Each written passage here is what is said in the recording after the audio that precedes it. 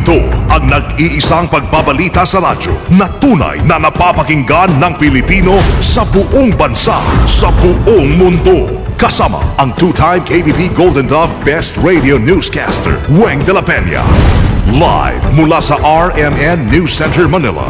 Ito ang KBP Golden Dove Best News Program.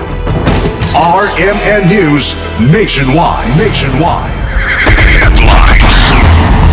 RMN News Nationwide ngayong umaga. Simbahang Katolika may bago ng Santo Papa. Pope Francis I. Agad hiniling na ipagdasal si Pope Emeritus Benedict XVI. The duty of the conclave was to appoint a bishop of Rome, and it seems to me that my brothers cardinals have chosen one who is from far away, but here I am. Price control ipinatupad sa Tawi-Tawi dahil sa pagdagsa ng evacuee. Malaysia manatiling facilitator sa peace talks ng gobyerno at MILF. Official website ng Office of the President napasok ng mga hackers. Mga taga Zamboanga naiirita na sa mahabang brownout sa malaking bahagi ng Mindanao. Sa negosyo, grupo ng mga kabataan sa Camarines Norte ibabahagi ang pagkakaroon ng kabuhayan. At sa ibayong dagat, 10 ang patay sa bagong suicide bombing sa Afghanistan. RMN News Nationwide. Ang like ko ay makapag-aral at makapagtapos. Ang like ko, magkaroon ng marangal at maayos na trabaho. Pag ang edukasyon at trabaho ay nabigyan ng halaga, may ginhawa.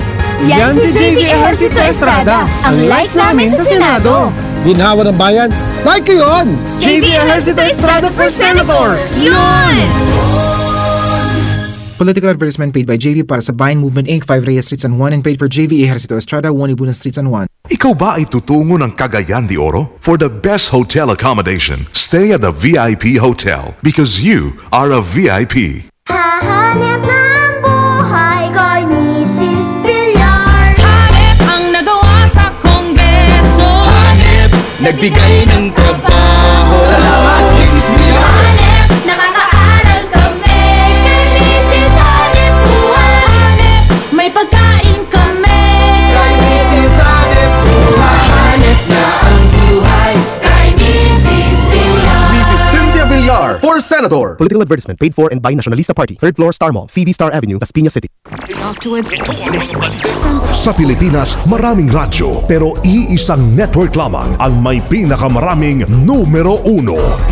DYHP Cebu, number 1. DYRI Iloilo, number 1. DXDC Davao, number 1. DXRZ Zamboanga, number 1. DXCC Cagayan de Oro, number 1. DYHB Bacolod, number 1. Sa kasaysayan ng radyo sa ating bayan, sa iisang tahanan lamang nagmumula ang mga number 1. RMN, pinakamaraming nakikinig. RMN, pinakamaraming natutulungan. RMN, pinakamaraming advertisers.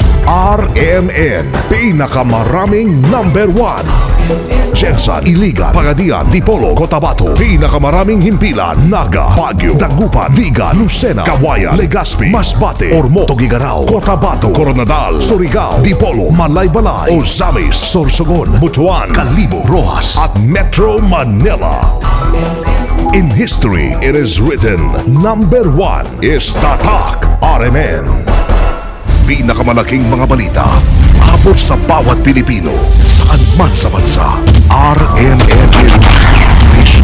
Buenos dias, Pilipinas! Umaga ng Huwebes na ngayon, Marso 14, 2013. Ito po ang numero 1 RMN News Nationwide. Ako si Weng de la Peña. Kabuhay Pilipinas, ako si Buddy Oberas. Tayo live sa DYHB 747, RMN Bacolod, DXCC 828, RMN Cagayan de Oro, DYWC 801 RMN Dumaguete at DWNX 91.1 RMN Naga. Live international via www.rmnnews.com at WRMN New York, USA. Ang bagong Santo Papa. Mayroon na tayong bagong Santo Papa. Subaybayan ang pinubuong kasaysayan dito lang sa RMN. Nakapili na ho ang mga kardinal ng bagong leader ng Simbahang Katolika. Ito ay sa katauhan ni Buenos Aires, Argentina, Cardinal George Mario Bergoglio na tatawaging Pope Francis I. Ito ay oras matapos lumabas ang puting usok sa chimney ng Sistine Chapel. Inanunsyo ng Senior Cardinal Deacon ang pangalan ni Bergoglio. Nagbunyi naman ang libo-libo katao na nagtipuno sa St. Peter's Square sa paglabas na sa balcony ng bagong Santo Papa. Sa kanyang mensahe, pinasalamatan nito yung mga kardinal na pumili ho sa kanya. Kasabay niyan, pinagdasal ni Pope Francis si Pope Emeritus Benedict XVI. The duty of the conclave was to appoint a bishop of Rome, and it seems to me that my brothers cardinals have chosen one who is from far away, but here I am. I would like to thank you for your embrace, also to the Roman Catholic Church and the bishops. Thank you very much. And first and foremost, I would like to pray for our emeritus Bishop Benedict XVI. Ang 76 na taong gulang na si Pope Francis ang ika-266 na Santo Papa at kauna-unahan mula sa Latin America at sa Jesuit Order. Ipinanganak siya noong December 17, 1936 sa isang middle-class na pamilya. Sa kanyang kabataan, tinamaan siya ng respiratory illness, dahilan para mabuhay siya na meron na lamang iisahong baga. Nag-aral ng chemical engineering si Bergoglio bago pumasok sa seminaryo sa Villa Devoto sa Buenos Aires. 1969 nang ordinahin siyang pare at noong 2001 hinirang naman siya bilang cardinal ni Pope John Paul II. Muntik na rin maging Santo Papa si Bergoglio sa nakalipas na conclave matapos makakuha ng ikalawang pinakamataas na boto sunod kay Pope Benedict XVI. Itinuturing po mga kasama ng Catholic Bishops Conference of the Philippines o CBCP ang bagong Santo Papa na tagapagtanggol ng mahihirap.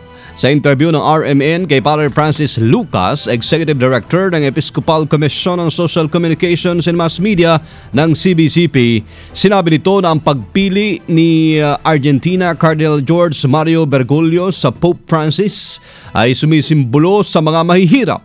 Bukod dito ay mas pinili ni Pope Francis ang simpleng buhay kahit medyo nakakangat na sila sa buhay. Yung Francis of Assisi, siya ay isang anak ng mayaman, napaka-gwapo, napaka-kisig, napaka-daming magandang damit at mahusay magkabayo, ganyan. Marami humahanga. Abay, iniwan niya lahat, binaligtad niya yun. Kaya itong bagong papa natin na Francis din ang pangalan, at kauna-unahang Francis yan sa buong papacy. Ang tinutulak nito ay yung pagtatago ng mahirap. Tsaka very simple din ang buhay niya. Nagme-metro yan, nagbubus lang yan, at tsaka palaging bumabaon kasama ng mga mahihirap, kinakausap sila, nagtatanong sa kanila, at proper na proper. Si Father Francis Lucas sa interview ng RMN. Ang bagong Santo Papa. Mayroon na tayong bagong Santo Papa. Subaybayan ang binubuong kasaysayan dito lang sa RMN. Umatake na naman ang ilang Pinoy hackers kung saan ay sa pagkakataong ito ay mismo ang official website ng Office of the President ang kanilang naging biktima. Ayon sa mga nagpakilala sa pangalang Privatex at Filkers na mga miyembro ng Anonymous Philippines, ginawa nila ito upang tawagin ang pansin ang Pangulong Noynoy Aquino saan nila ay maling paghawak ng problema sa Sabah. Sa kanilang post, gumawa mga ito ng news article na bumabatiko sa aksyon ng Malacanang sa kaso ng pag-aangkin ng nasabing isla. O narito'y nahack din ng grupo ang ilang Malaysian websites at doon nila ibinuso ang kanilang pagkadismaya sa maras umanong pagtrato sa mga Pinoy, lalo na sa mga sibilyan na nadamay lamang sa gulo. Isinailalim na sa price control ang probinsya ng Tawi-Tawi dahil na rin sa pagdagsa ng evacuees galing ng Sabah. Ang price control ay kasunod ng pagpupulong na ginawa ni DSWD Arm Assistant Secretary Hadja Pombain Karon Kader. Acting ARM Governor Mujib Hataman at Tawi-Tawi Governor Sadikul Sahali dahil sa nagpapatuloy na crisis sa Sabah, Malaysia. Nabatid na tumas na ang presyo ng mga basic commodities sa Tawi-Tawi matapos magsimula ang standoff sa pagitan ng Royal Army ng Sultan ng Sulut Malaysian Forces. Ilan sa mga tumaas ang presyo ng produktong petrolyo, bigas at ilan pang pangunahing produkto. Sa ngayon po ay naipag-usap na ang Crisis Committee sa mga traders sa Sabah para sa pag-supply ng basic commodities sa Tawi-Tawi. Mga OFW sa Hong Kong sumugod na rin sa konsulado ng Pilipinas at Malaysia kaugnay sa Sabah standoff. Kasama natin sa Balita Live, Joyce Adra. RMN Report! Sumugod na rin sa konsulado ng Pilipinas at Malaysia sa Hong Kong ang OFWs doon. Ito ay para iprotesta ang patuloy na karahasan sa Sabah kung saan marami ng Pilipino ang namamatay. Ayon sa International Migrants Alliance, marami na ring OFW sa Malaysia ang nawawalan ng trabaho at nahaharas ng Malaysian forces. Kaugnay nito umapela ang grupo sa Philippine at Malaysian governments na gumawa na ng hakbang para matigil na ang bakbakan sa Sabah. Inakusahan din ng OFW sa Hong Kong ang Pangulong Ninoy Aquino ng paghuhugas ng kamay sa isyu ng Sabah claim. Kasama mo sa DFA, Joyce Adra, Tatak RMN. Radyo mo nationwide. Pagmana Malacanang na matiling third-party facilitator ang Malaysia sa usapang pangkapayapaan ng gobyerno ng Pilipinas at More Islamic Liberation Front. Sabi lang na rito na nagpapatuloy ng tensyon sa Sabah sa pagitan ng Sulu Royal Army at Malaysian Authorities. Sa kay spokesperson Edwin Lacerda, hindi na pag-usapan ng gabinete kung papalitan ang Malaysia bilang third-party facilitator. Sa katunayan, ginawa pa niya ang paglagda ng GPH at MILF sa Annex on Transition Arrangement noong Pebrero sa Kuala Lumpur. Idinitalye sa Annex ang roadmap sa pagbuo ng Bangsamoro Region. Mission 2013. Boboto ako. Isang bagong pag-asa naman para ho sa mga Pilipinong pagkakapili ni Pope Francis I bilang bagong Santo Papa. Sa interview ho ng RMN kay Senator Alan Peter Cayetano, bilang isang Kristiyano, masaya ito sa pagkakahirang ni Argentina Cardinal George Mario Bergoglio bilang Santo Papa o bagong Santo Papa. Dahil may dala itong bagong pag-asa sa publiko, lalo na't maraming hindi magagandang nangyayari sa panahon ngayon. Siyempre, napakasaya na paggising mo. It's always about new hope, di ba? Bagong pag-asa. Lalo na po ngayon na alam naman natin na ang simbahan at ang iba pang mga religion, hindi lang tinututukan ang spiritual, no? Pero tinitignan din yung nangyayari sa mundo, no? So whether it's war, whether it's yung nangyayari sa Sabah, whether it's yung mga presyo, trabaho at kita, ay ito po ay mga nagiging paksain ng mga bagong liderato ng simbahan. So I think everyone is thankful, nagdadasal at nagpapasalamat sa Diyos na may liderato ng lumabas sa simbahang Katolika. Iniwala ho si Cayetano na ang mga pagkakatalaga kay Pope Francis ay tawag ng panahon, lalo na't nakatutok ang bagong Santo Papa para sa mga mahihirap. Yung kahirapan talagang natututukan, no? So kung meron kang Santo Papa o leader ng kung anumang napakalaking religious group na nakatutok talaga sa kahirapan at yung sinasabi mo nga na simple, na hindi lang alam kung hindi nadadanas din ang problema ng nakakarami, di ba? So alam mo yung pag-i-internationalize ng isang problema ay napaka-importante din sa isang bansa. Si Senator Alan Peter Cayetano sa interview ng RMN.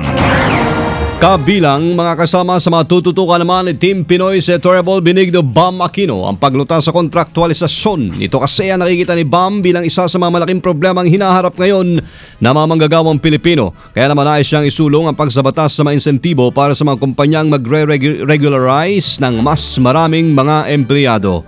Sinabi pa ni Aquino na maraming mga makabagong solusyon sa kontraktualisasyon pero hindi lang ito nabibigyan pansin ng ibang mga kumpanya. Nabatid na si Bam Aquino, isa sa mga dating young global leader ng World Economic Forum at 10 outstanding young persons of the world. Diretso naman tayo sa Iloilo muna. Bangayan ho ng mga politiko sa Iloilo umabot na sa social networking site. Kasama natin para sa Mission 2013, si Charm Gabriel ng RMN Iloilo. RMN Report! Umabot na sa social networking site na Facebook ang alitan sa politika sa lungsod ng Iloilo. Ang alitang umabot sa Facebook ay hindi sa pagitan ni incumbent Mayor Jed Patrick Mabilog at ni una candidate Romel Inyon kundi sa asawa ng mga ito. Ito'y matapos pumutok ang balitang kinukuntsawan ni Inyon ang asawa ni Mabilog na si Mrs. Marivic Mabilog na matanda mataba at tomboy. Dahil dito, gumanti rin sa pamamagitan ng pag-post si Mrs. Mabilog na naghahamon ng patagisan ng talino kay Kathleen Espina na sinasabing partner ni Inyon. Hinamon pa ni Inyon si Mrs. Mabilog na subukan nilang sumalang ni Kathleen sa isang beauty pageant, magsuot ng swimsuit at Filipiniana gown. Tinanggap naman ni Mrs. Mabilog ang hamon ni Inyon basta 60% ng criteria ay mapupunta sa interview. Kasama mo sa DYRI RMN Iloilo, ang bagong number 1 sa Metro Iloilo. Charm Gabileo, Tatak, RMN. Radyo mo, Nationwide Mission 2013. Boboto ako. Mga taga Zamboanga, iritado na sa mahabang brownout sa malaking bahagi ng Mindanao. Kasama natin sa balita live si Santos Cortez na RMN Zamboanga. RMN Report. Naiirita na ngayon ang mga Zamboangueño sa mahabang oras na blackout dito sa Zamboanga City. Umabot na kasi ngayon sa 8 oras ang blackout na nararanasan dito sa lungsod ng Zamboanga. Ayon sa presidente ng business sector dito sa lungsod, Cholo Soliven, hindi na normal ang nasabing problema ang kinakaharap ngayon ng mga Zamboangueños.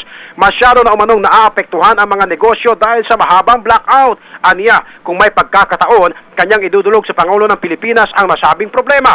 Samantala, bukas inaasahang darating dito sa lungsod ang ilang matataas na opisyal ng Mindanao Development Authority, National Electrification Administration at Department of Energy para sa isang energy summit at para pag-usapan at hanapan ng solusyon ang problema ng blackout dito sa lungsod ng Zamboanga. Kasama mo sa DXRC RMN Zamboanga, Santos Cortez, Tatak RMN. Radyo mo, Nationwide News Negosyo. Ibabahagi muli ng samahan ng mga kabataan sa Camarines Norte ang pagkaroon ng kabuhayan sa nilang mga kabaro. Ngayong taon pa ipagpapatuloy ng 4-H Club ang mga proyektong pangkabuhayan. Ito ang kanilang napagkasunduan matapos ang pagpulong sa Municipal Federation President at mga coordinator ng bawat bayan. Kabilang sa mga project na pangkabuhayan kanilang gagawin ay ang pag-aalaga ng hayop, pagtatanim at ang pagpoproseso ng iba't ibang pagkain na po pwedeng mapagkakitaan. RMN News Abroad. Sa Afghanistan, 10 ang patay habang nasa 10 rin ang sugatan matapos umatake ang suicide bomber sa probinsya ho ng Kunduz.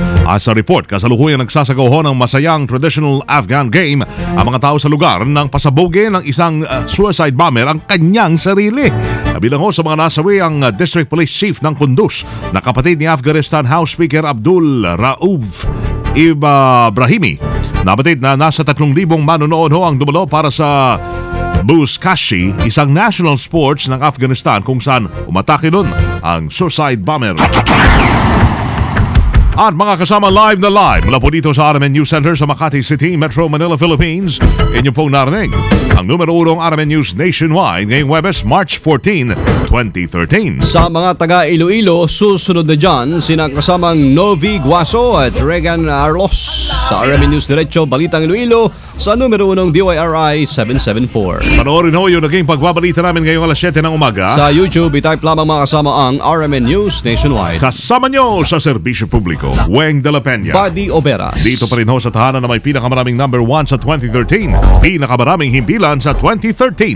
RMN, Radyo mo Nationwide. 60 years ng maasahang public service nationwide. Live via satellite. Live via satellite. RMN News Nationwide. Nationwide.